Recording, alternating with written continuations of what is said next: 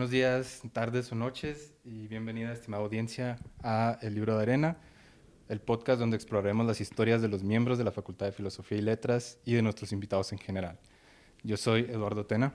Yo soy Ana Arias y el día de hoy nos acompaña el profe Toño, quien es profesor de la Facultad de Filosofía y Letras.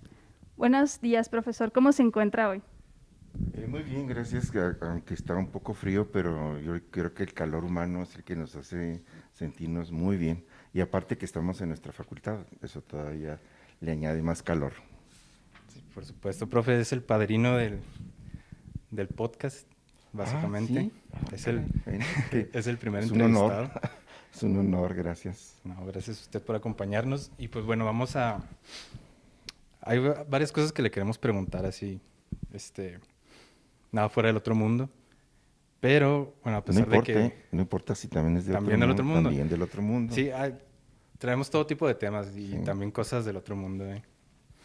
Pero bueno, a pesar de que pues usted es la superestrella de aquí de la facultad, Gracias. queremos saber, para los que no lo conocen, o no lo conocen bien todavía, pues cómo empezó con las letras, cómo empezó con la literatura, cómo se acercó a Sí. ella, cómo vino aquí a la facultad, primero como estudiante Sí, y... ok. Fíjate que, bueno, así rápidamente quiero comentar que yo en tercero de secundaria, en la materia de lengua y literatura española, pues sí me gustaba la clase. Sin embargo, tuve un amigo, muy excelente amigo, nos la pasábamos contando chistes y siempre para hacerlo siempre nos poníamos hasta atrás, Mm. literalmente, en las bancas de Ah, ok. las últimas. Y contando chistes durante la clase. Entonces la maestra, que era muy calmada, muy tranquila, muy paciente, nomás nos veía hasta que una vez, pues yo creo que ya no aguantó, pero sin nunca así exaltarse. Nos dijo, a ver, jovencitos, ustedes que están ahí atrás, yo los veo muy alegres, ¿nos pueden compartir su chiste para aquí a los Ujú. demás? Y nosotros, a ver, pásenle, por favor. Y a ver, fulano, y que, no, a ver, cuenten el chiste. Tuvimos que pensar, eran chistes de Pepito, ¿no? Entonces tuvimos que buscar un chiste blanco. Sí. Bueno, sí, vaya, mire, es que este era Pepito, que una vez y ya. Y total que, pues, provocó la risa, ¿no? De la maestra y también de los compañeros. Y entonces dijo, miren, ¿qué les parece para ser más amena la clase? Que ustedes cada vez que tengamos clase nos cuentan un chiste, pero pues yo quiero que pongan atención a la clase, que participen, que hagan sus tareas y ¿qué les parece? No, de acuerdo, maestra, ¿cómo no? Pues ya, total que nos estuvimos así como que preparando, ¿no? Y así fue como ya empezamos a poner atención a la clase y yo recuerdo muy bien que se me quedó muy grabado todo lo que íbamos aprendiendo, tanto del español como de la literatura. De la literatura, precisamente el poema de Rubén Darío, Los motivos del lobo. Tanto que luego me lo aprendí y después se hizo un concurso donde participamos y me lo aprendí todo el poema de memoria y ya. Bueno, entonces, yo digo que desde ahí me nació la idea, dije, bueno, yo creo que si algo me voy a dedicar, me gustaría dedicarme a ser así, profesor de literatura, ¿sí? Y así la dejé. Y después, ya pasaron los años, estuve un semestre en la UNAM, una carrera que era pedagogía, ¿sí? Pero no me sentí a gusto, pero sobre todo por el contexto. Vivíamos en el centro de la Ciudad de México y hacíamos más de 2 horas para trasladarnos a la UNAM. Y no, era una pérdida. Total que ya se perdió ese semestre. Entonces me regresé acá, yo soy de Juárez, a Juárez, y estuve un semestre en UTEP, estudiando inglés y todo eso. Se terminó ya el año y lo fue cuando ya vi que aquí en Chihuahua se ofrecía la carrera de letras españolas. Y pues dije, "No, pues, me llama la atención", y ya inscribí y todo lo demás, ¿no? Y estoy hablando de que me tocó vivir justamente las diferentes lugares donde estuvo la Facultad de Filosofía y Letras, porque primero estuvo allá por la Pascual Orozco, donde estuvo antes la Escuela de Educación Física. Luego después nos pasamos ahora acá donde es la maestría de Derecho, y ya después a donde está ahorita, ¿sí? A donde está en el edificio. Y desde que yo recuerdo, pues ya asistía a las clases y todo eso, porque siempre me gustó leer, me gustó escribir, también me gustaba dibujar, todavía me gusta dibujar. Y yo creo que ahí en ese espacio fue donde le di rienda suelta a la sensibilidad. Sí. Sí, y pues ese fue mi acercamiento con el mundo, al mundo pues de la facultad y al de las letras. O sea, todo empezó con un chiste, tal vez. Sí, yo digo que tuvo mucho que ver allí la influencia de Pepito, los chistes de Pepito y también los de Don Cacahuate. Sí, muy bien. Y no sé, sí, va por ahí la cosa. Sí, claro. Ok, profesor. Sabemos que el campo laboral de letras españolas es bastante amplio. Vamos desde la gestión cultural hasta edición y redacción. Entonces, me gustaría que nos platicara sobre cuáles de estos campos ha abarcado usted y cómo han sido sus experiencias. Si quiere... A ver, ok, claro. Mira, por ejemplo, por ahí vi que hay una parte en donde se menciona lo del acercamiento que yo tuve con el periodismo. De hecho, fue cuando ya estaba yo aquí en la facultad, era maestro, también me tocó dar clases en el TEC de Monterrey. Allí adquirí sobre todo la disciplina que le exigen a los maestros, puntualidad, entrega de programas, todo eso, ¿no? Todo eso lo aprendí y me sirvió mucho y me sirve todavía hasta la fecha. Pero luego también, pues por cuestión de que era maestro de hora clase y no era suficiente lo que pagaban aquí. Y entonces surgió una oportunidad, el periódico Norte estaba invitando a gente, así en general, para que tomaran un taller de periodismo de una semana. Y después de esa semana se iba a hacer una evaluación y ahí iban a escoger a 10 becarios, así, becarios, ¿no? ¿Qué quiere decir esto? Bueno, pues que se les iba a pagar no el sueldo que ya gana un periodista, sino era como una especie de beca, de compensación, o por así decirlo, pero pues algo es algo, ¿no? Bueno, digo esto porque después de la semana, justamente el trabajo que yo hice fue una crónica. Y fue una crónica de todo lo que pasó y viví en esa semana y donde concluyó, y la leyó el director y le gustó mi crónica, porque era pues, el relato de todo lo que habíamos vivido y todas las experiencias. Y después, cuando se hizo la selección, me tocó estar dentro de de las 10 personas seleccionadas para ser becarios. Y ese calificativo, esa experiencia me duró 3 meses. Porque ya después me dijeron, ¿sabe qué, maestro? Bueno, usted dice si quiere trabajar con nosotros, bueno, para hacerle un contrato, pero queremos ver su horario. Bueno, mire, mi horario es, yo tengo de las 3 hasta las 8 o las 9 en la Facultad de Filosofía y Letras. Entonces, preferentemente pudiera ser en la mañana. Dice, o ¿sabe qué, maestro? Es que también puede ser en la noche. Sí, sí, o sea, después de que salga, porque nosotros, era cuando todavía no había computadoras. Entonces, gran parte del trabajo periodístico se hacía en la noche para estar sacando la edición al día siguiente. Y me tocó esa experiencia, de repente salíamos a las 4 de la mañana así de todos, y luego después a dormir un rato y luego ya pues descansaba, ¿no? En la mañana. Pero ya después me cambiaron también el turno en la mañana y ya fue un poquito más ligero. Pero digamos que ahí también yo fui también periodista. Bueno, antes de periodista fui también ya maestro, era docente en el TEC de Monterrey y luego ya fui periodista. También luego me tocó ser maestro de teatro, también en una preparatoria, digamos, y luego después en otra, tomaron al pie de la letra eso es de filosofía y letras, entonces la materia que me dieron era filosofía, y pues, no la pude rechazar. Sí, sí, así, y era un director del TEC de Monterrey en Juárez. Y bueno, pues también me tocó ser maestro de filosofía en ese entonces. Entonces, pues básicamente esos han sido los trabajos. Los otros que también me ayudaron a subsistir, yo creo que tuvo mucho que ver con esto de las artesanías, pero en esa época yo hacía dibujos a lápiz y después se me ocurrió hacer engravado, madera, relieve y alto relieve, que eso no tengo ahorita muestras, pero bueno, más o menos, por ejemplo, ven el Frankenstein Este de aquí. sí, pues es de Ok. papel maché, ¿no? Pero eso mismo yo hacía en madera, ¿sí? En relieve o alto relieve.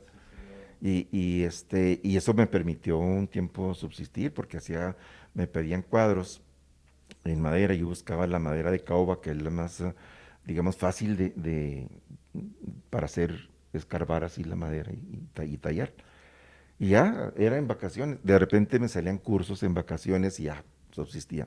Hasta que ya, digamos, tuve la suerte de que en la misma facultad, justamente cuando ya me titulé, el director me ofreció trabajar ahí. Y claro, otra vez era de hora a clase, pero duré como 2 años y luego ya me dio medio tiempo. Y así, ya, hasta que ya después obtuve un tiempo completo. Pero básicamente esos han sido mis trabajos así a lo largo de esta vida. ¿Qué quiere decir? Pues que me he dedicado más a la docencia. Ajá. Ya más de 30 y tantos años tengo en la docencia. Y eso lo decidió básicamente desde que estuvo ahí. Sí, como te digo, sí influyó mucho esa maestra Ajá. para que a mí me gustara dar clases de literatura y de español. También di clases de español. Igual me sigue gustando mucho la materia. Entonces yo desde ahí fue ya el interés Desde fue por esta como carrera. el momento decisivo y gracias a ese chiste estamos aquí. Sí, sí, me gustaría reencontrarme otra vez con mi amigo Joel, porque así se llama él, porque pues gracias a que teníamos eso fue que me interesó ya luego la literatura, ya, pues por ahí está. Y no sabe qué. Y por ejemplo, de este amigo que estuvo con usted en ese momento como de inspiración, ¿no has oído nada de él? ¿No supo si él también se fue por el camino de la docencia? Fíjate que no, porque terminando la secundaria, ya después entré a la preparatoria, que ahí en Juárez era la prepa del Chamizal, Ujú. eran nada más 2 años.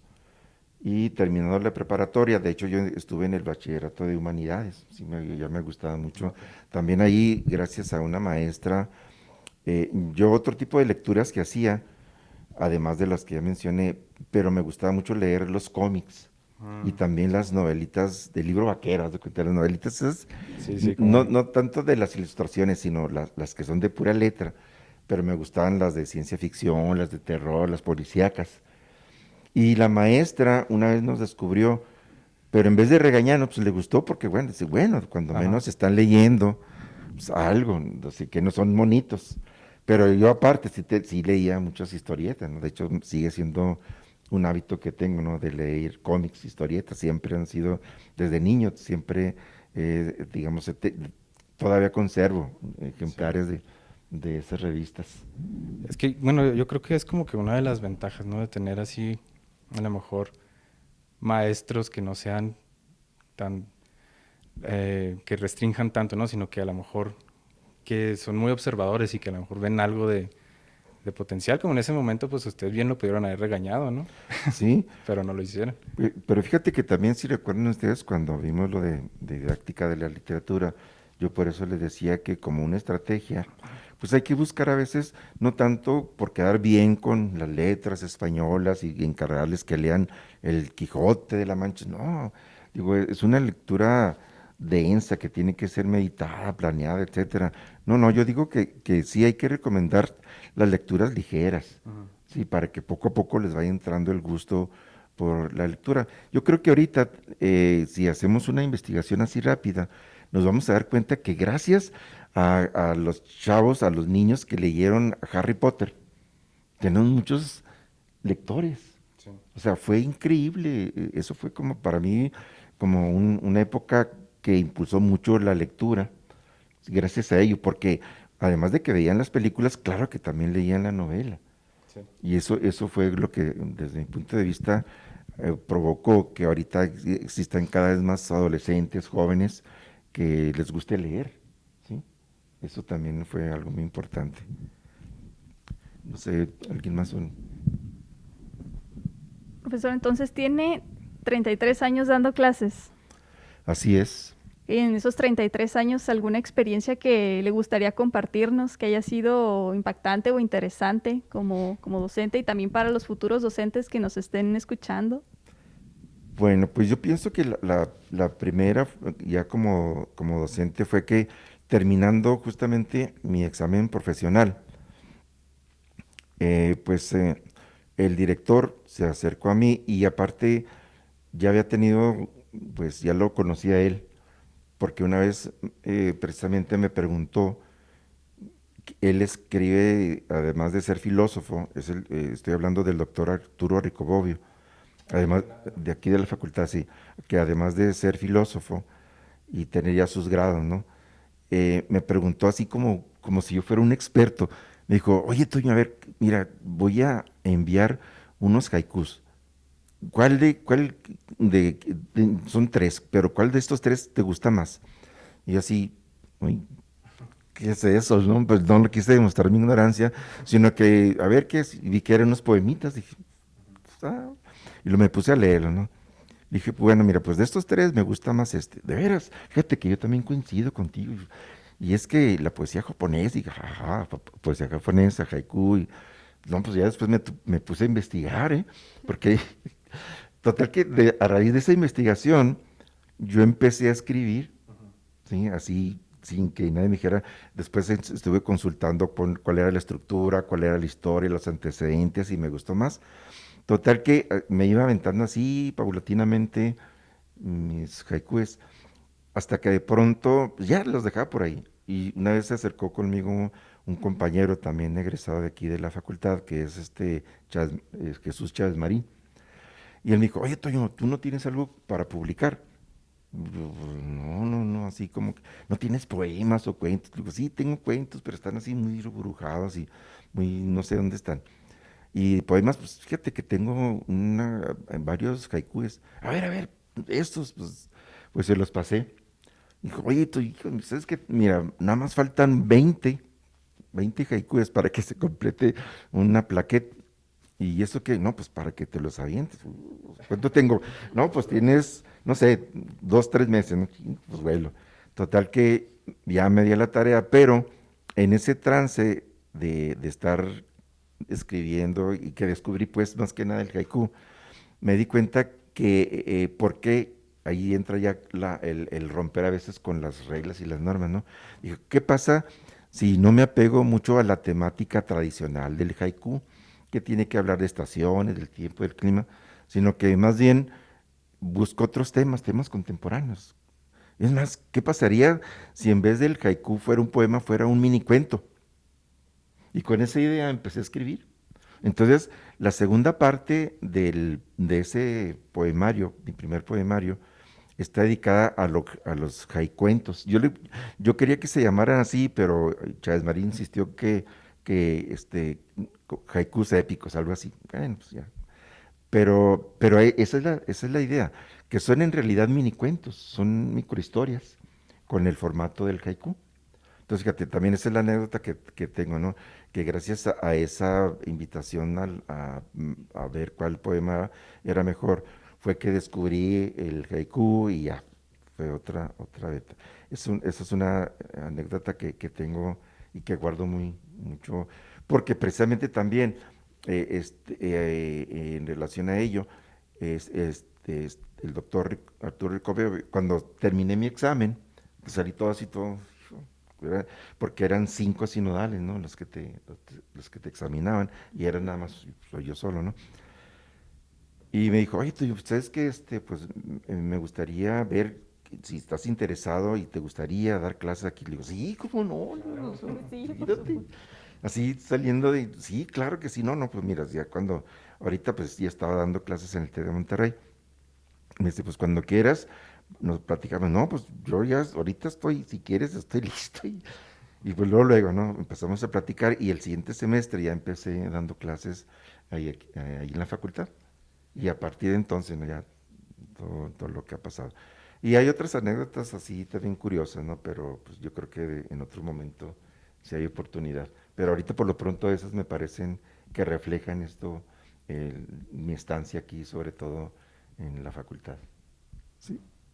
Que- Bueno, y creo que también es como una historia que dice, o sea, que hay que aventarse, ¿no? A veces que hay que dar el sí. A lo mejor no ser como muy, ¿cuál sería la palabra? O sea, sí se requiere como que cierta, no analizar tanto las cosas, ¿no? Porque se paraliza uno después. Pero en ese caso, cuando le dijeron lo de los haikus, que usted no los escribía, pues por ejemplo, dijo, no, sí, los voy a escribir. Ya fue cuando terminó colaborando con ellos, o cuando le dijeron lo de que si quería dar clases aquí. O sea, ¿fue un sí directo o sí la pensó? No, no, fue directo. Mm. Igual también, fíjate, con lo que pasó con lo del haiku, o sea, me encantó, me fascinó que en tan pocas palabras se encerrara ideas, porque lo que tiene el haiku, como el minicuento, es que muchas cosas que no dice, tú las encuentras. O sea, sugiere mucho, Sí. sugiere más que lo que dice o escribe. Y yo también, digamos, de alguna manera, mi trayectoria por el mundo de las letras se encaminó mucho más a lo que fue la narrativa, sí, el cuento, sí, y sobre todo el minicuento. De hecho, fíjense, aquí va también algo que bueno, pues va a salir publicado y lo van a saber.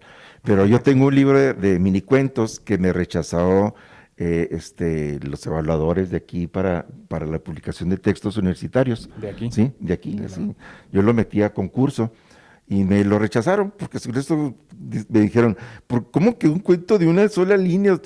Digo, pues son minicuentos, sí, minicuentos. Y luego y de hecho venía ahí la introducción, qué es un minicuento, su teoría, por qué, y ya, todos mis minicuentos. Y no, por eso, porque no consideran que fueran cuentos de una sola línea, o 3 o 4. Y no, ahí lo tengo todavía. De hecho, no me quiero sacar la espinita para publicar, porque yo le puse cruelicuentos, porque la idea principal de esos cuentos eran así historias un poco truculentas o trágicas, etcétera, pero en formato de cuento. Entonces, fíjate, también así, eso me llevó más hacia el mundo de la narrativa, pero después también descubrí que la poesía como que era algo que yo no me animaba. Ujú. Y como dices tú, a veces, ¿por qué no experimentar también? Y lo hice y me llevé una sorpresa porque luego, no que me gustara a mí, sino lo daba a leer a mis compañeros, amigos, etcétera, y les gustaban mis poemas, ¿no? Y también, digamos que escribo poca poesía, pero sí escribo también poemas, pero me gusta más la narrativa. Ujú. Sí, eso también sería un... Es que, bueno, también, por ejemplo, el mundo de la publicación es todo un enigma, ¿no? Y se me figura que es un tema medio difícil. Una vez, por ejemplo, en una de las ferias del libro que hubo aquí, en aquellos tiempos que había, estaba aquí uno de los editores de Alfaguara y era una charla para las personas que se querían animar a publicar tarde o temprano. Pero no era una charla así como que particularmente animadora, y él mismo lo dijo, el mundo de la edición de la publicación y de las editoriales es un mundo muy difícil. Dijo, además de mencionar que era ya en ese nivel, o sea, Alfaguara, que es una editorial fuerte, reconocido. ajá, dijo, se les paga muy poco a los escritores y escritoras, es muy poco lo que se les da. Ahí más o menos nos estuvo diciendo, por cada libro que puedan vender, por ejemplo, al escritor le corresponde un 10% de lo que cuesta, del valor de ese Ujú, libro, ¿no? ujú. Dijo, pero para llegar a eso todavía hay que pasar por algunos filtros de publicación y precisamente uno de esos filtros que a lo mejor ya ahorita ha cambiado un poco es eh, las ideas, ¿no? Las ideas frescas o las ideas que rompen las reglas, como eso de los cuentos, pero yo creo que ahorita ya hay mucha publicación, ¿no? Ya también de microcuentos, como estos libritos que también estaban dando en las ferias del libro, que Ujú. eran así cuentitos, microrelatos hasta de una página. Sí. Entonces, pues sí se podría animar en cualquier momento.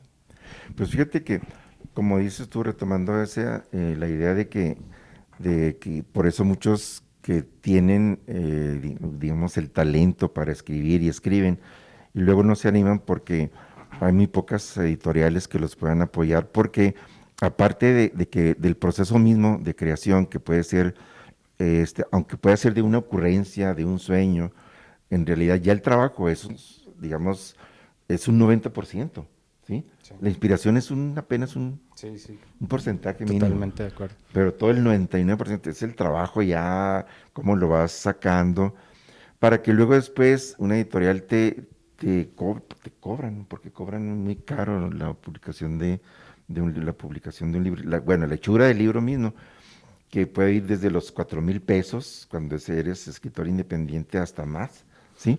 Sí. Entonces, eso mismo dice, hijo, no, pues, luego, ok, paga los 4,000 y luego de esos 4,000 pues hacen un tiraje de, no sé, 500 libros, ¿no?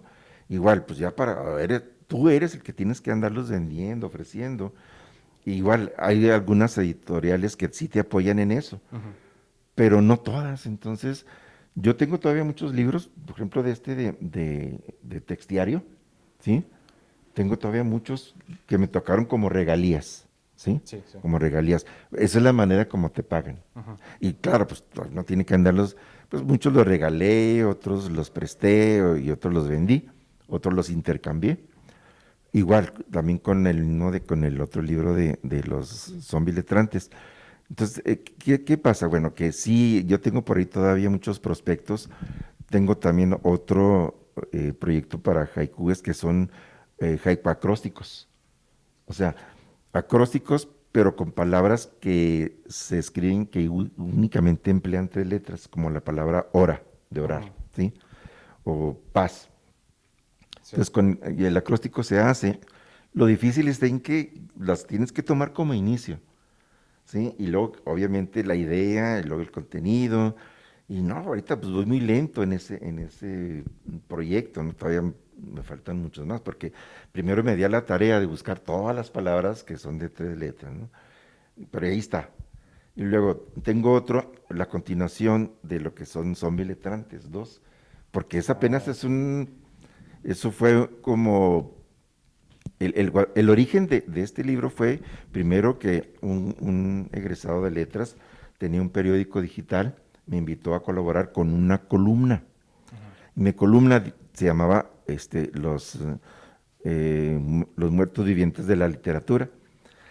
Y entonces yo primero presentaba, es decir, yo les explicaba, bueno, yo voy a hablar, a escribir de los escritores que yo he leído, ¿no? De los textos que he leído, de toda la literatura así mundial.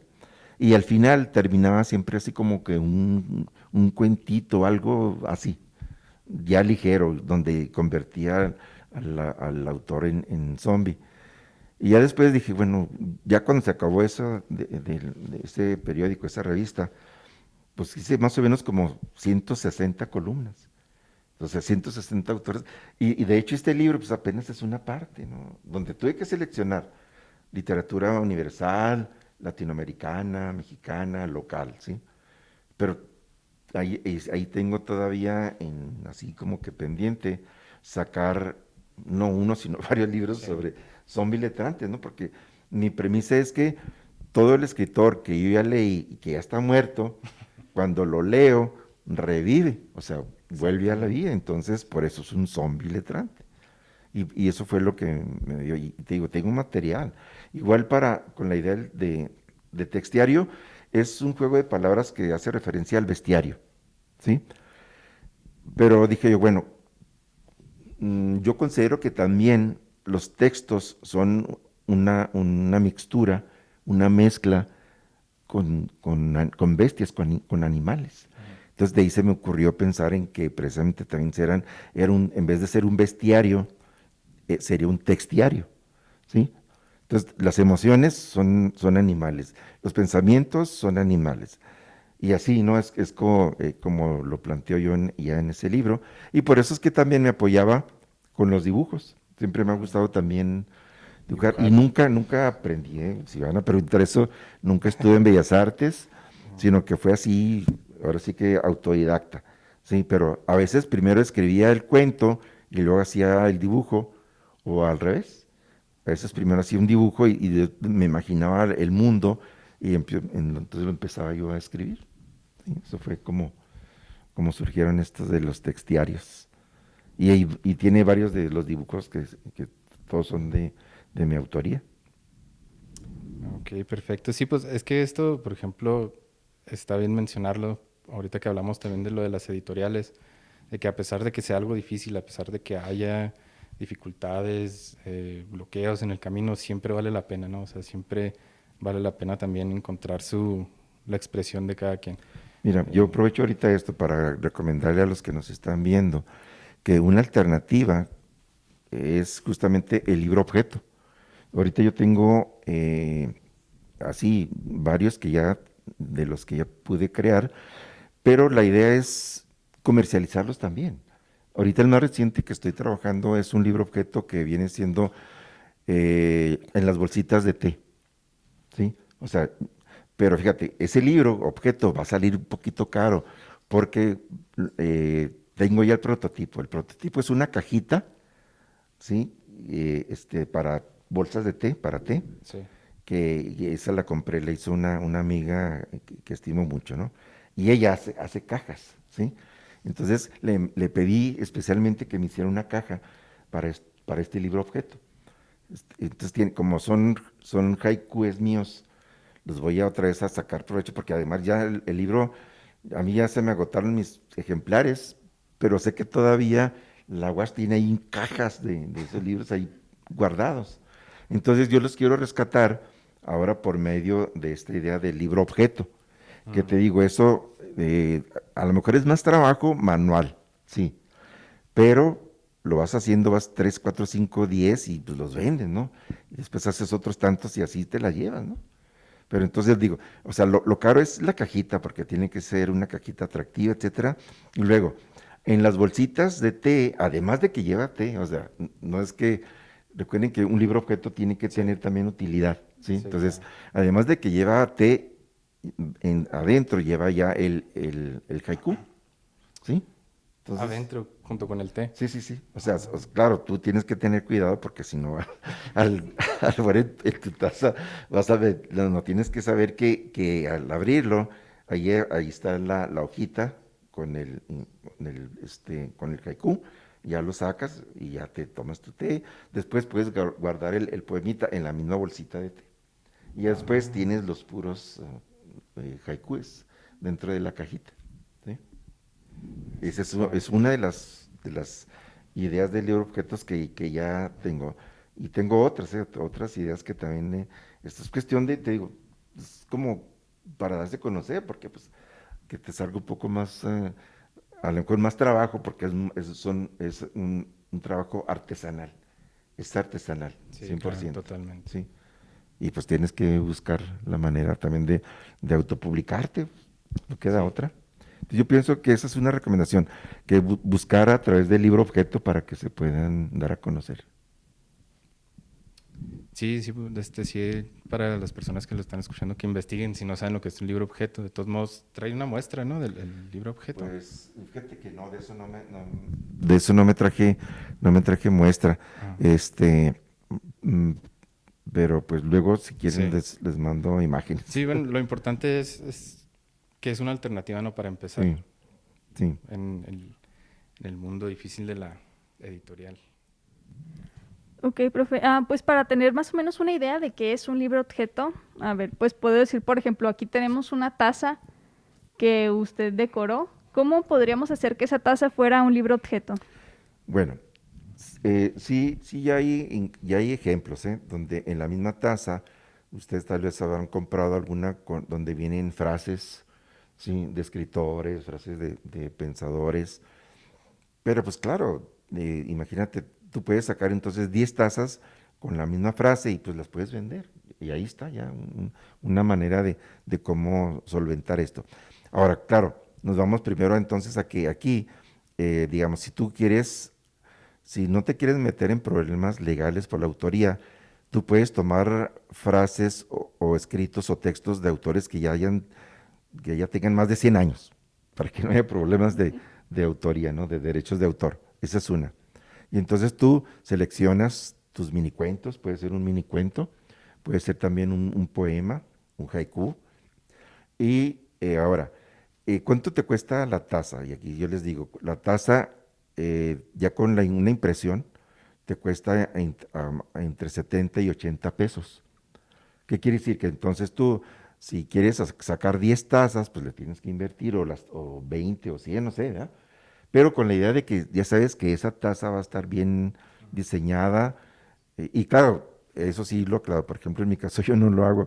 Yo le pido la ayuda a alumnos o alumnas que tienen estos trabajos y ellos me hacen, yo hago la idea y ellos me hacen ya la impresión en la taza y ya me la venden y yo ya le puedo aumentar un costo, ¿sí? Eso es por ejemplo, ¿no? pues un poquito como estos, los mandiles también.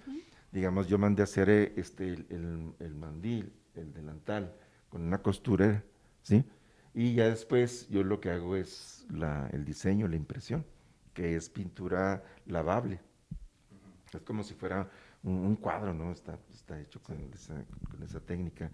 Y ahora, claro, y entonces le doy ya un costo. Por ejemplo, los delantales que dan en algunos supers o en algunas tiendas andan en 350 pesos.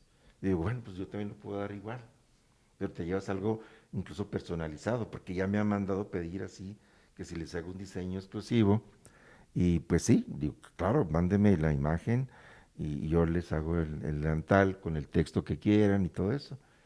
Y ya, pues, se los dejo así en esa misma cantidad, por ejemplo. Y no sé, pues, eso pasaría entonces en el caso de los libros objeto, si tú quieres utilizar las tazas también hay en los platos, tú también puedes hacer lo mismo, ¿no? Imprimir un texto, por ejemplo, las frases del Principito, pues tú puedes seleccionar y eso lo puedes poner en los platos para que sean platos decorativos. O también se pueden usar para alimentación, ¿eh? Y entonces, bueno, estas artesanías que nos trajo hoy para mostrarlas, entre ellas encontramos títeres, encontramos el mandil, encontramos el disco, bueno, todo esto que estamos viendo aquí. Entonces, ¿nos podría hablar un poco de todo esto?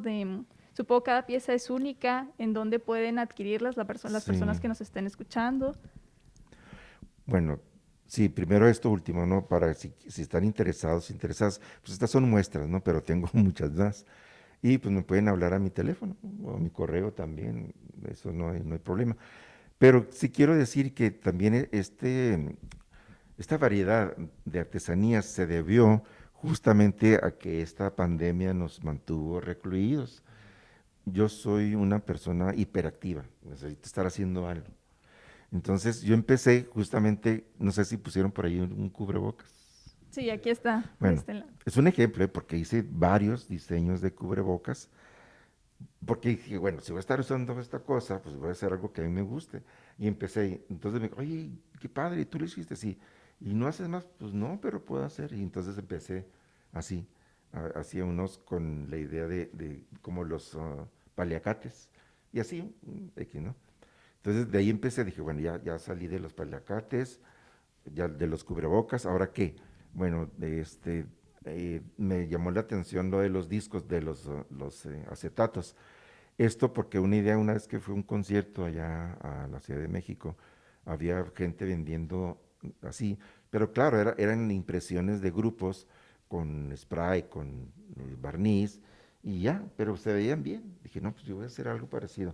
¿Concierto Igual, de quién? ¿eh? ¿De quién era el concierto? Fue el Heaven, ¿sí? De heavy metal. Entonces, después dije, bueno, yo voy a recurrir a aquello que antes llamaba mucho la atención, y en mi época de estudiante, el Che Guevara era, bueno, sigue siendo, ¿no? Un ícono, ¿no? De la libertad y todo eso. Entonces me di a la tarea de diseñar de este tipo, y tengo así, pues hice varios, ¿no?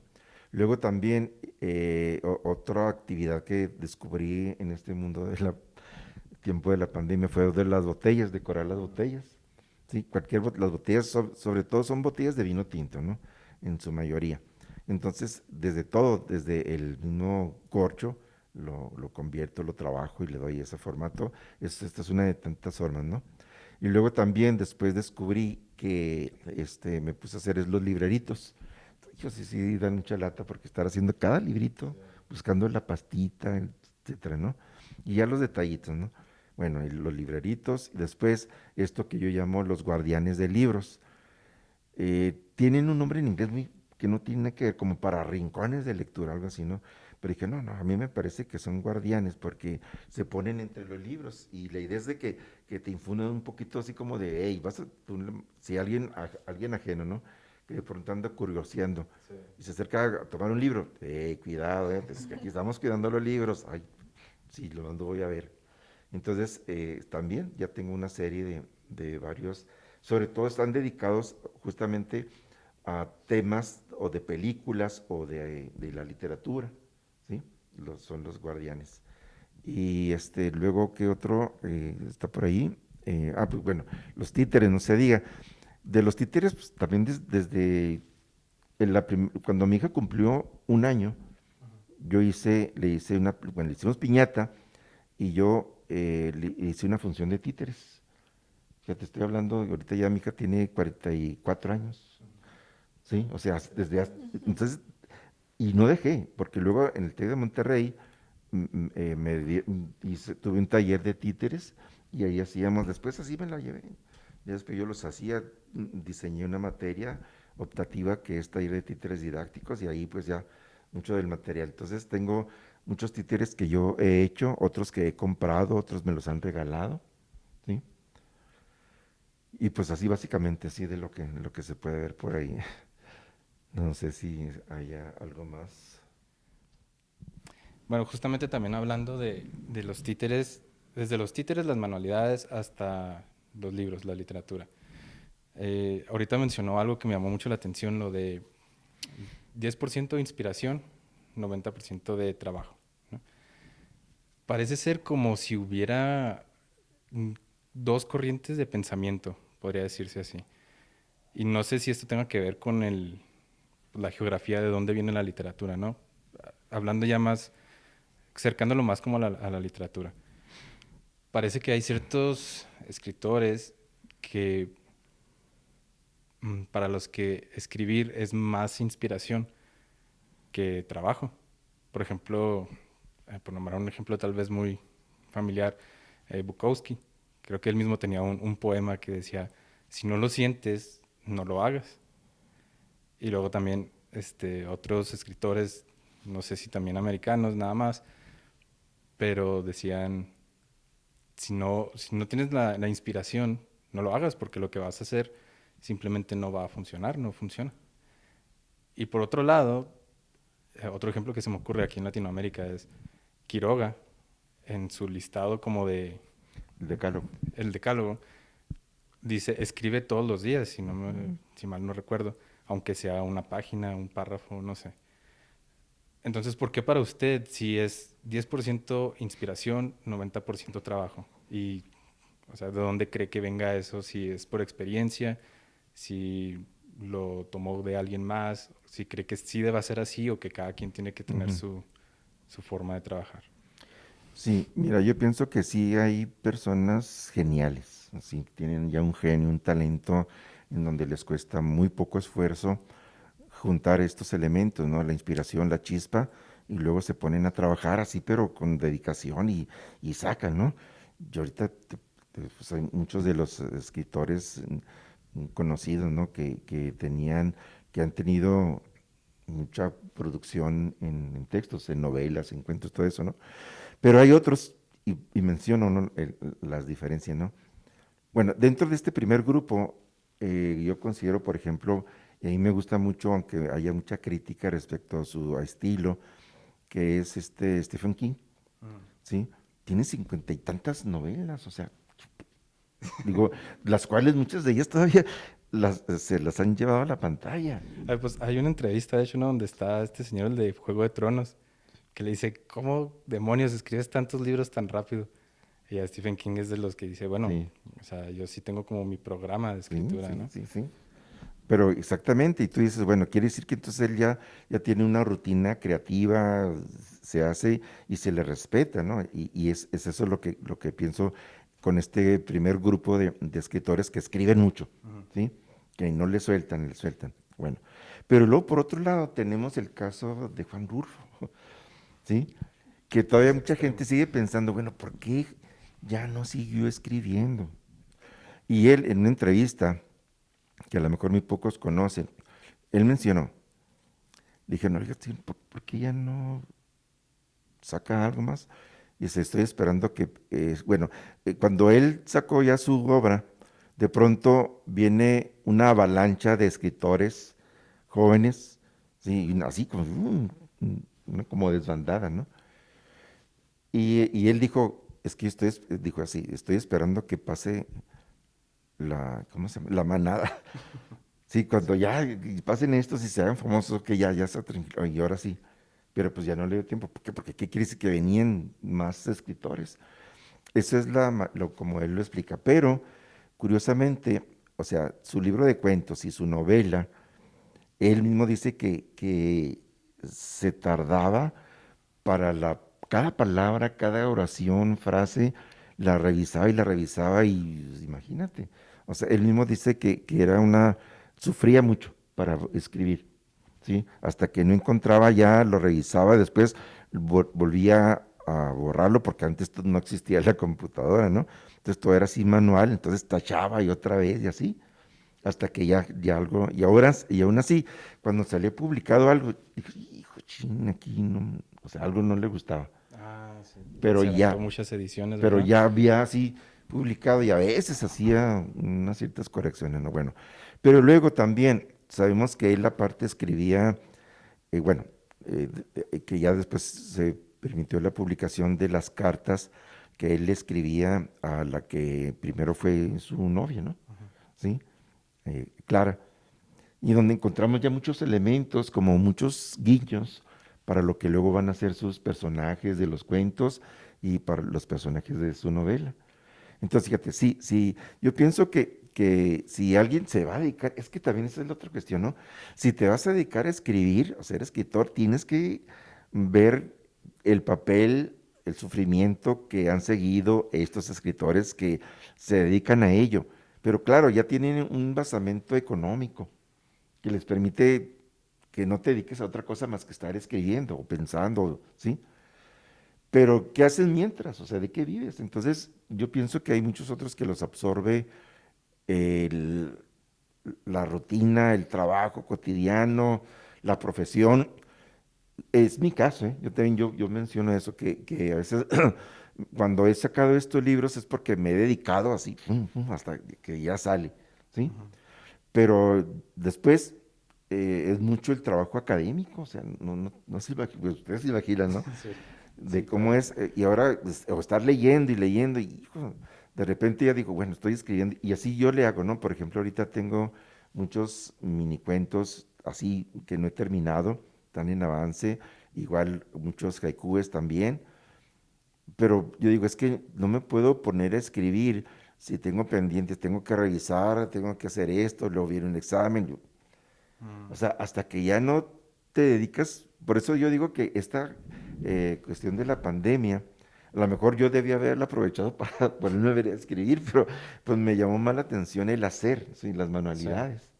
Pero yo pienso que sí es eso, que sí hay que seguir una rutina, una disciplina, si quieres sacar algo bueno, algo que sea ya tuyo, que estés a gusto y que lo va a leer la gente. Ya tienes que pensar también en que le pueda gustar a la gente, en buscar la novedad, en salirte de lo tradicional, en buscar incluso romper normas, Sí, reglas, claro. ¿sí? Yo pienso que también ahí está gran parte de ese éxito que algunos están buscando. Sí, Sí, entonces usted totalmente en defensa de la escritura como una disciplina sí. de trabajo de casi todos los días, más organizado, como más estructurado, ¿no? Sí, y te digo, porque yo lo compruebo en mí mismo cuando me toca leer afortunadamente los avances, los éxitos de mis alumnos o mis exalumnos que publican un libro, yo inmediatamente busco la manera de conseguirlo, de comprarlo. Y ya me pongo a leerlos hasta con calma, no así de rápido, sino los voy leyendo pausadamente. Pero es donde ahí pienso, y yo ahorita ya también debería haber publicado, ya, viene ahí el remordimiento, ¿no? Chin, yo ya debería haber sacado, y no, digo que uno se sitúa en el plano de la realidad y dices, ni modo, pues tengo que este, trabajar, Ujú. ¿sí? Sí, eso sería. Sí. Profesor, hablamos de que al fin de cuentas es un 10% inspiración a la hora de publicar, bueno, de escribir, y un 90% trabajo, redacción. Hablamos de la frustración de Rulfo, de el ejemplo que dijo mi compañero Eduardo sobre la editorial Falguara, que a veces los escritores ganan 10% de cada libro que se vende. Entonces, ¿por qué escribir? ¿Por qué escribe usted y por qué recomendaría a las personas que sigan escribiendo y que se animen a publicar lo que están trabajando? Bueno, mira, la razón principal tiene que ver con hay un documento que incluso está basado a su vez como en una postura filosófica, que tiene que ver con se llama la utilidad de lo inútil, ¿sí? Cuando leí ese documento, me llamó la atención que en la novela de García Márquez, en Cien años de soledad, hay un personaje de tantos aurelianos, ¿no? Ya no me acuerdo cuál, pero hay uno que se dedica a hacer pececitos, pescaditos de oro. Era esta Amaranta, Sí, ¿no? no, no, Amaranta. No, era un no, no, aureliano. Sí, un aureliano. Y luego después, cuando ya tiene cientos, miles de pececitos, los vuelve a fundir para volver a hacer Sí. más pececitos, ¿sí? Eso a mí me pasó mucho con estas artesanías que de pronto, y mi esposa, oye, ¿para qué estás haciendo tantas botellas? ¿Qué vas a hacer? No se imaginan todos los costales de oro de botellas que me deshice porque ahí tenía la esfera, ¿no? Y de cajas y todo eso, ¿no?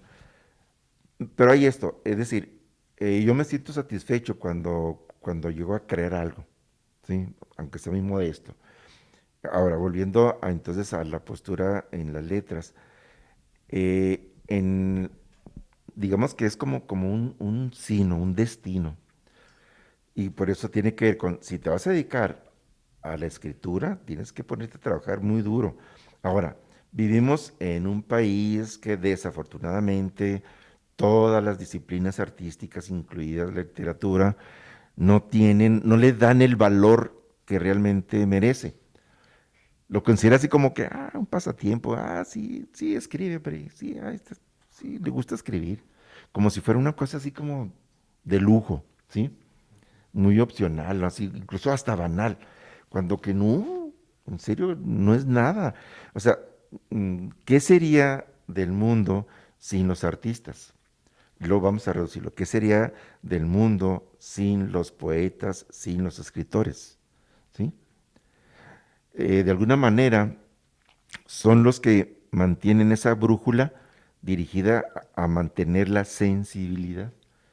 O sea, vivimos atrapados en una rutina y cada vez yo creo que lo peor es que nos vamos acostumbrando, nos gusta sufrir, nos gusta padecer esa rutina y nos quejamos, pero no queremos salir de ella, como que es nuestra zona de confort. Y entonces el que quiere escribir tiene que salirse de esa zona de confort y pasar las penurias que pasan los escritores. Estaba releyendo otra vez como, por ejemplo, la autora de toda la saga de Harry Potter, Rowling, ¿no? Sí, sí, Rowling, JK Rowling. sí.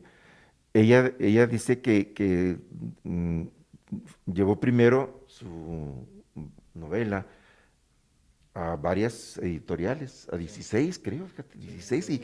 y le digo, no, la rechazaron.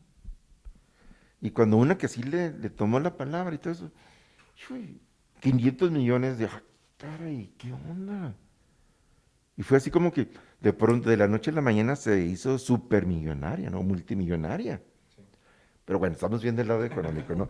Pero bueno, ¿qué pasó? Digo, a lo mejor muy poca gente conoce lo que ella padeció, porque incluso ella dice que también sufrió mucho penurias económicas.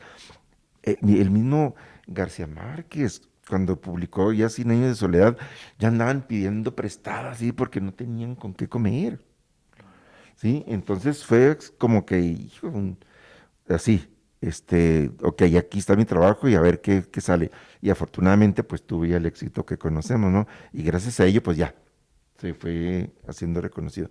Y es lo mismo que se puede pedir entonces a los que están entrando en este mundo de las letras. O sea, no les va a caer así como que de inmediato. No, es un largo camino, ¿sí?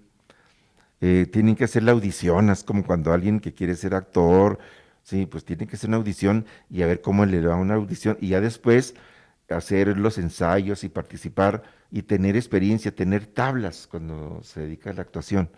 Lo mismo ocurre también con el que quiere dedicarse a las letras, ¿sí? De pronto se va a dar cuenta que necesita comer y entonces tiene que dejar a un lado esa pasión y dedicarse a dar clases o a ser reportero o periodista o a hacer gestión cultural o no sé, así cualquier otra actividad que tenga que ver con el mundo de las letras. Yo creo que la más cercana es precisamente el trabajo de la edición, ¿verdad? En textos, que eso también es un campo que está, digamos, que no sea, yo lo menciono, ¿no? Aquí en nuestra carrera como que le falta darle también esa dirección hacia el mundo de la editorial, de textos. Eso es más o menos lo que opino de tu comentario. De todo esto. ¿Recomendaría a las personas que escriban o, bueno, que se arriesguen a eso, que vale la pena? Sí, y pues mira, por eso te digo, es que también tienen que marcar la diferencia entre lo que viene siendo un hobby, un pasatiempo, a lo mejor algo que sí como que descubrieron que tenían facilidad, que no se dejen engañar porque esa facilidad es porque de pronto, ya escribí un poema. A ver, léemelo.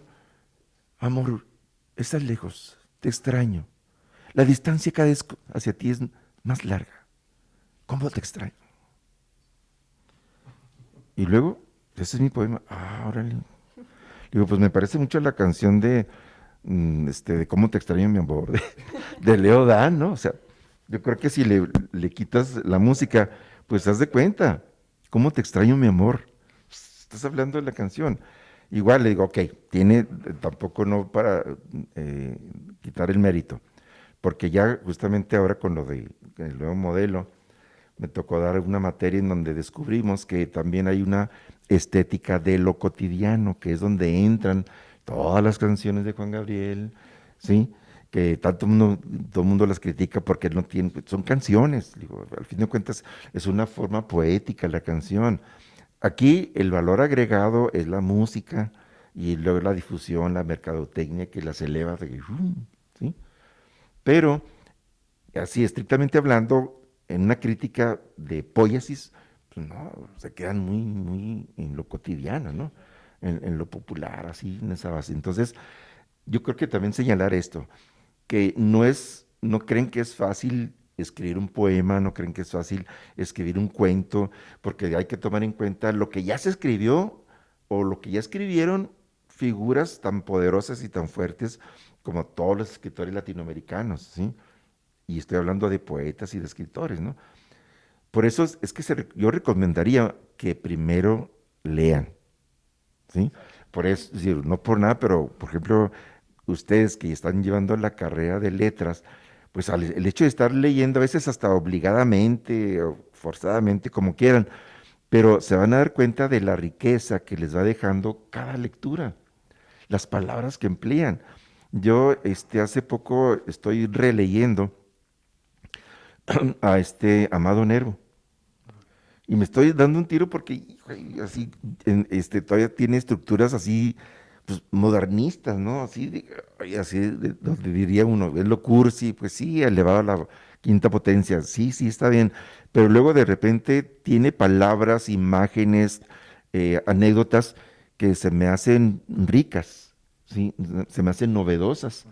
Y estamos hablando pues ya de un escritor y poeta mexicano que también fue periodista, cronista, ¿no? Y precisamente leí sus crónicas y tienen un sello muy especial, ¿sí? Es como crónica poetizada, ¿sí? Así. Igual también escribe cuentos y también en los cuentos tiene mucha prosa poética. Yo pienso que también entonces ahí está, esa es la herencia que nos deja Amado Nervo, ¿sí? Para poderlo así leyendo, ¿no? Y así, como el caso de él, hay muchos que nos van dejando, nos van mostrando detalles, el uso de palabras que a veces, en serio, yo tuve varias veces que consultar el diccionario porque palabras que, ¿esto qué? ¿Qué quiere decir? No, pero luego, lo bueno ahora es que con el celular, pues luego la encuentras, ¿no? Y antes no, a lo mejor también hemos dejado eso, ¿sí? Antes uno buscaba el tumbaburros famoso, el diccionario, y entre lo que vas buscando la palabra, de pronto caray, esta palabra también, o sea, vas viendo otras palabras, ¿y esta qué? Es cuando te las vas grabando porque te llaman la atención, son palabras a veces que usamos muy poco, pero que son muy ricas en sonido, en imagen, en pronunciación, en el significado mismo. Y también eso es otro elemento para ir alimentando ese anhelo pues de escribir. Sí, sería, no sé, alguien más. Sí, y bueno, sí, estoy totalmente de acuerdo que sería, es que, bueno, antes de escribir, o mientras se escribe, ¿no? Todavía se puede leer un poco para, pues, darse una idea de la amplitud, ¿no? Yo creo que eso es algo que nos ha pasado cuando entramos aquí a la facultad como estudiantes, que teníamos una concepción totalmente diferente de lo que era. Entramos aquí y luego nos topamos con que la escritura tiene ritmo, que tiene frecuencias, que Sí, tiene, no sé, todo un montón de cosas y esas cosas a veces se me figura como que uno choca con eso, ¿no? De que decía, ah, caray, pues yo pensaba que lo que yo escribía era muy bueno, pero porque no tenía otros referentes. Entonces yo creo que ahí pasan dos cosas, o uno se echa para atrás, se agüita, como por así ujú. decirlo, o por el contrario dice, bueno, entonces voy a seguir leyendo para ver qué es esto, cómo, cómo se hace esto, cómo se rompen las reglas, cómo se siguen. Sí, fíjate que hace algunos años todavía, antes de la pandemia, invitaron a un escritor aquí a Chihuahua Ah, por parte de la Feria del Libro, ¿sí? Y me llamó la atención y me dio tristeza porque lo invitaron como parte de la Feria del Libro, ajá. ¿sí? Pero, pues, por obvias razones, pensar, no, pues ahí en Filosofía y Letras para que dé su conferencia, su plática. Y lo mandaron acá a la facultad y ahí en el aula magna, y nada más estaba la presentadora y la representante de la Feria del Libro, y luego digamos, el invitado, y de público, andan así, "Ay, ¿no quieres entrar ahí?". Pues yo fui uno de esos que, profe, que, mira, Daniel, por favor, entre aquí, ¿de qué se trata? Es que es una plática que viene un escritor, y digo, ay, bueno, ahorita viva en la cafetería, pero pues bueno, ya está bien, pues ya me metí, ¿sí? Y empecé a escuchar y mira, fíjate cómo fue importante y tan desaprovechada esa ocasión, porque él dijo algo que no se me olvida, que tiene que ver con las preguntas que nos hacen, ¿por qué la gente escribe poesía así y de esta otra manera? Y se los voy a decir en pocas palabras, ¿no? Él dijo que existen dos tendientes, dos vertientes generales, universales, para escribir poesía. Dice, una que está marcada mucho por el ambiente y el espíritu francés, que tiene que ver con el simbolismo, Ujú. ¿sí? La abstracción, ¿sí? Y la otra, dice, tiene que ver mucho con la influencia de la literatura española, que suele ser más narrativa, ¿sí? Y así como, caray, me cayó el 20 y dije, hijo, y me puse a buscar comparaciones y pues sí, luego se me vino a la mente los poemas de García Lorca, ¿sí? Son historias, Sí, nada más claro. que poetizadas, ¿no? Con rima y estrofa y todo, ¿no? Pero son historias. Y ahorita vemos cómo la mayoría de los jóvenes están narrando, Ujú. ¿sí? Están contando historias. Por ejemplo, ahorita me acuerdo mucho de Rangel, ¿no? Con sus poemas donde está hablando de cuando su papá estaba viendo la televisión y lo estaban tomando una cerveza. O sea, está Sí. describiendo, está narrando.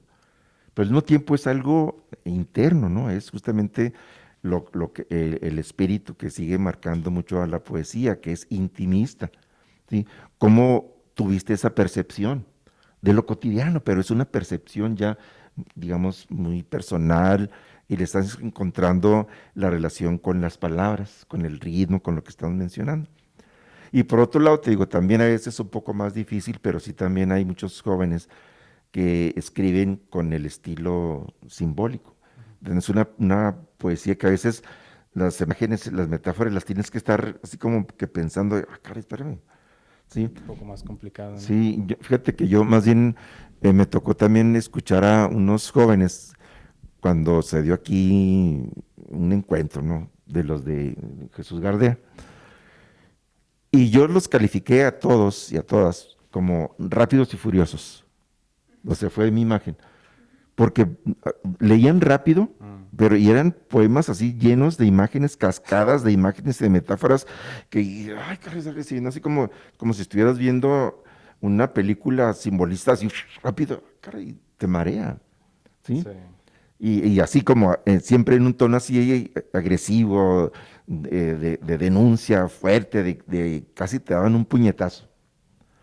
Entonces por eso a mí se me vino la imagen así de que estos rápidos y furiosos, así. Y ya se me quedó esa idea, ¿no? Yo pienso que también está ocurriendo eso, que están sacando, Ujú. pero lo sacan así como de golpe, de porrazo, rápidamente, a veces sin meditar mucho. Y claro, pues sí hacen el uso de imágenes y de metáforas, pero eso es lo que yo ahorita quiero comentar, ¿no? Que son esas dos tendencias las que se están dando. Claro, yo digo que hay fusiones, ¿no? Sí, También. claro. Sí, que ese es un concepto también que aprendí con una exalumna en un taller. Fíjate, ella organizó el taller y yo asistí. Y dijo, oiga, profe, ¿qué pasó? Pues no vengo al taller. ¿Usted va a ser alumno? Pues claro, le digo, pues vengo para que tú ves. Ay, es que se me hace muy raro. Pues, no, le digo, lo que estás ofreciendo para mí es nuevo. Era un curso sobre, un taller sobre transversalidad, Sí. en la transversalidad en la literatura. Y ella tenía las ideas de Cristina Rivera Garza, Ajá. con su libro donde ella expone su teoría, de que ya nos podemos apropiar de textos y los cambiamos, los adecuamos, los adoptamos y los adaptamos, ¿sí? Y es válido. Sí.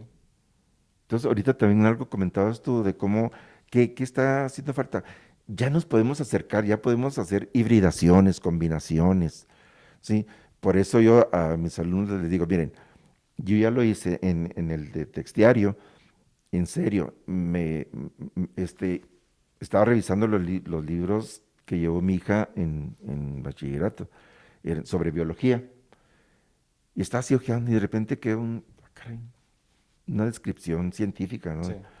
Y me gustó el texto, el formato, la estructura, y lo que hice fue que lo trasladé a un cuento, a un texto. Y salió una cosa así, dice, caray, ¿qué onda? Pues es eso. Ajá. O sea, estamos ya perdiendo el miedo, y es la recomendación, ¿no? Perder el miedo para que la literatura también esté contactada, relacionada con lo que antes era imposible. Exacto. Pensar, por ejemplo, literatura y medicina, ¿qué relación tienen? Sí, tienen relación. Literatura y química, válgame, por favor, ¿sí? Claro, claro. O sea, entonces yo creo que ahí también eso nos abre la posibilidad infinita de la Sí. creación literaria. Sí, pues Cuando nos cerramos más así como que a géneros, nos estamos nosotros mismos limitando. Pero si abrimos la hibridación, ¿sí? De un cuento relacionado con otra temática o otra disciplina, nos vamos a dar vuelo en la creación. sí, claro, son todos estos conceptos también, ¿no? El bricolaje, la Ujú. transtextualidad, todo eso, como decía, que ya podemos también acceder a otros campos y eso está perfecto, son muchas oportunidades creativas. Y pues, ¿qué sería la ciencia ficción, por ejemplo? Sin ramas de química, de física, ¿Sí? todo eso. Sí, fíjate, yo quiero mencionar así rápidamente que un ejemplo nos lo ponen ya en los mismos dramaturgos.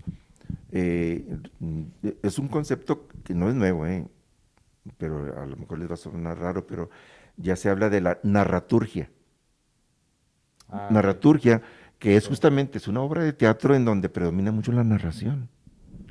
O sí, sea, el espectador está escuchando las descripciones y se está imaginando lo que un personaje está diciendo de otras situaciones y de otros personajes que nunca aparecen en escena, mm, pero que tienen que ver con los efectos o las consecuencias de lo que está pasando o lo que va a pasar. sí, Así, sí, dices, ¿qué onda? Y ni cuenta se dan, pero ya supieron que un personaje que nunca apareció, de pronto pues ya saben cómo es, qué hizo, o qué fue el que provocó ese enredo o esa situación. Entonces, es esto ujú. también. Ya yo me gusta mencionarlo porque nos da un buen ejemplo de hacia dónde se puede llegar todavía en la combinación de estos géneros. Sí, claro, pues eso ya sería más como también una metateoría intertextualidad, ¿no? O sea, Sí. salir del espacio. Al espacio exterior, no, ese es otro Pues tema. acuérdense que ahorita tú me lo mencionaste, es que también tenemos esos otros espacios que también a lo mejor no les estamos sacando el provecho adecuado, pero ya lo hizo muy bien Lovecraft, ¿sí? Como que él abrió el camino, ¿no? Gracias Claro, por supuesto al que sí. horror cósmico, ¿no? Sí, ¿Sí? Como que fue el que se atrevió y ya después hubo muchos imitadores y todo eso, ¿no? Pero fue el primero que pensó en esas posibilidades y pues, todo lo que ha provocado, ¿no? Sí, sí, exacto. qué O bueno. sea, es igual también salirse de la norma. Y sobre todo en los tiempos de Lovecraft, que Sí, haber sido algo, pues, todavía más impresionante, ¿no? En claro, estos claro. tiempos. Sí, yo pienso que sí fue una persona, todavía hasta la fecha, ¿no? Vemos y yo ahorita, de hecho, en el Facebook, yo pertenezco a un grupo de, de Lovecraftianos. Y aunque yo participo un poco, más bien leo todo lo que suben y lo que muestran. De hecho, se me ha pasado subir las tazas y todo eso que hago. Estoy seguro que si las subo, las comparto, ay, ¿qué onda? ¿Dónde las haces? ¿O en cuánto las vendes? Y todo eso. Porque así se manejan mucho. Hay muchos que hacen dibujos y los suben. Hay otros que cuentan historias, hacen tejidos basados en los personajes de Lovecraft y así. Sí. Ese tipo de cosas.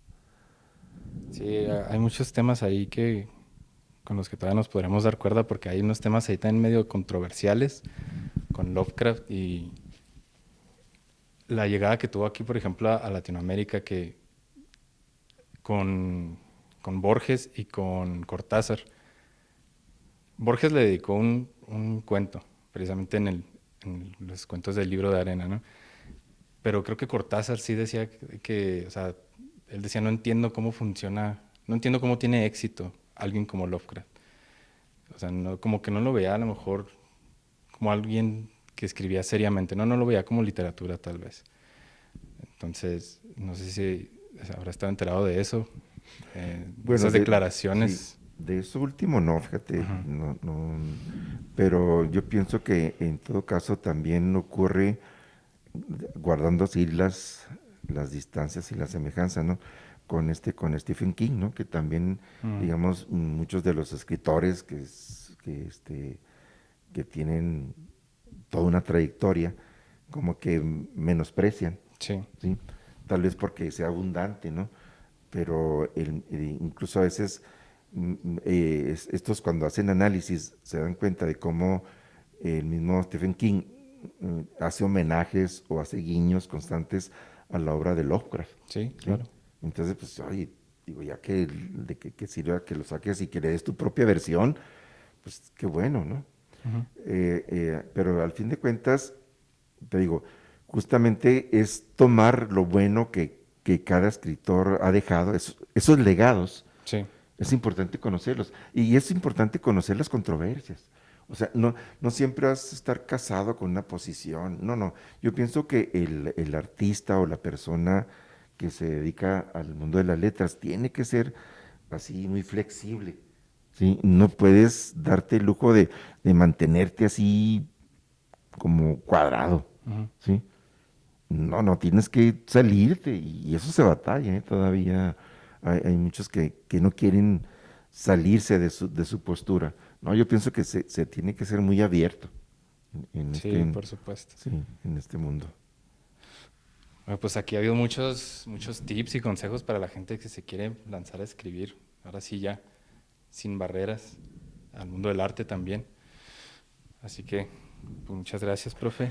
No, pues al Este, contrario, ustedes por la invitación, porque les digo, pues yo pienso que he logrado a lo mejor un poco con todo esto que me gusta hacer y sí, que a por lo supuesto. mejor a algunos incomoda, pues sobre todo a mi esposa. Porque ya me digo, ¿y eso qué? Le digo, pues es que mira, pues se vino la pandemia y pues no puedo andar así ofreciéndolos, ¿no? Pero en cuanto hay una chance, hago una exposición y ya, órale, ¿sí?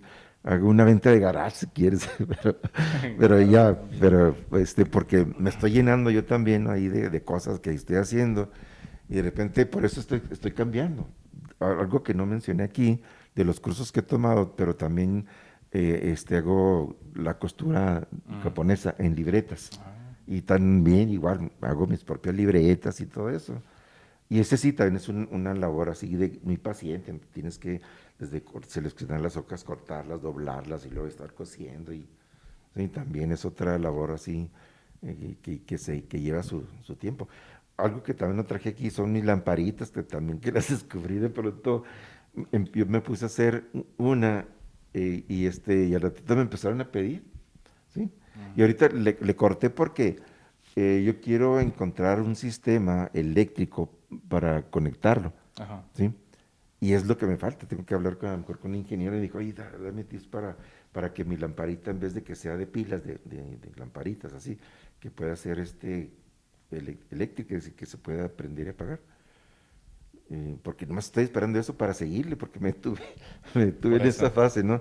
Sí. O sea, las que yo hago, pues, tienen esa característica. Todas son sobre la abducción de los ovnis hacia las Ah, ya vacas, sé cuáles son. ¿sí? Sí, sí, sí.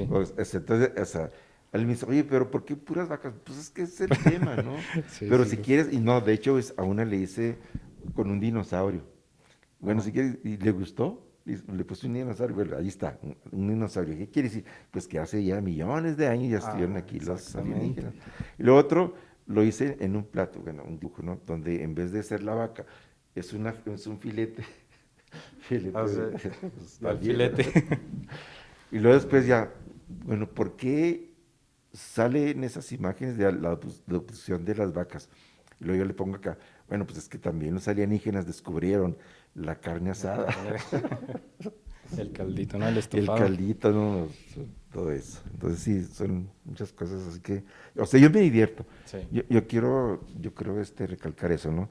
Que lo que hacemos también nos tiene que gustar, nos tenemos que divertir, Sí, ¿sí? por supuesto. Totalmente de Disfrutarlo, porque acuerdo. si no, o sea, si no ya está, lo estoy haciendo por obligación y que no, no. Incluso cuando a mí me encargan, me gusta, Ujú. porque yo hago lo que a mí me gusta. Pero si alguien me dice, oiga, profe, ¿no me podría hacer una taza con...? Sí, ¿cómo no? Ya me da la idea, yo le hago la taza. Ahí está la clave, Sí, ¿no? sí, Hacer lo que le gusta a uno. sí, exactamente. Muy bien. Bueno, pues entonces, si alguien está interesado en adquirir alguna artesanía hecha por usted o encargar una, pues nosotros estaremos dando los datos, hasta para que su esposa pueda dormir más tranquila de que esas cosas van a ir saliendo. Sí, ya, mira, por lo pronto tengo la invitación de la maestra Sandy Traviño. Me dice que ahora que ella es jefa de la biblioteca, ella me invitó para que haga una exposición pues, de los guardianes de libros y también de los libreritos. Entonces, ya en cuanto haya un momento que se pueda tener la presencialidad, voy a traer mis muestras para que se vendan. ¿Algo más que le gustaría agregar o compartirnos? Pues sí, diría que yo creo que aparte de los efectos letales que nos dejó la pandemia con la pérdida de vidas tan queridas, humanas, etcétera, yo pienso que también nos enseñó, o sea, la moraleja es que tenemos que vivir y aprender a vivir así resguardados, ¿sí? En nuestras intimidades, en nuestros espacios cerrados, aunque claro que estamos anhelando otra vez el espacio abierto. Ya vendrán momentos en que podamos otra vez hacer visitas al rancho Tesiachi, como aquí mi compañero no me dejará mentir, ¿no? Que nos divertíamos, pero a lo loco, muy padre, ¿no? Las salidas así, pues fuera de este entorno. Entonces, pues, que ya el mundo como que se está aclarando, el medio ambiente ya está siendo un poco más benévolo con nosotros y pues esperarnos, tener paciencia. Ya nos veremos nuevamente las caras, no las medias caras, nos veremos las caras y nos podremos saludar y abrazar. ¿Sí? Y Ok. claro que sí, bueno, muchísimas gracias No, por la ustedes. entrevista, por el tiempo. También muchísimas gracias a las personas que nos estuvieron acompañando. Y pues bueno, nos queda recordarles que sigan a la Facultad de Filosofía en Letras en sus redes sociales, como son Facebook e Instagram. Y que también para la comunidad universitaria, para los alumnos, recuerden que la facultad cuenta con cabina de grabación, con la sala, con el cuarto de habitación. y que también la facultad cuenta con servicio editorial. Y bueno, pues un agradecimiento también para la audiencia. Vamos a estar en las redes sociales de la facultad, ahí nos pueden ver. Y también ahí vamos a estar subiendo avisos, nuevos programas, nuevo contenido. Y nos pueden escribir también al correo del podcast para en caso de que tengan alguna propuesta para participar en el programa. Este programa es de ustedes y pues aquí los esperamos con gusto y con atención. Y bueno, muchas gracias de nuevo, profe, y pues hasta pronto. Hasta pronto, gracias. Que lo pasé muy bien. Yo me lo pasé muy bien. Siempre.